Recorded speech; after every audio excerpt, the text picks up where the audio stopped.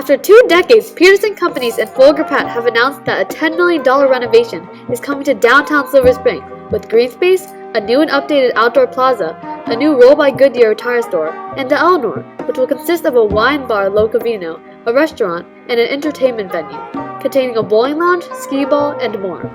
Hi, I'm Kara and I'm in downtown Silver Spring reporting on the downtown renovations. Let's see what the public thinks about them. So have you heard about the downtown renovations happening? No. Yes. No. Yeah. Yeah. No. Yes, we were at the meeting the other night.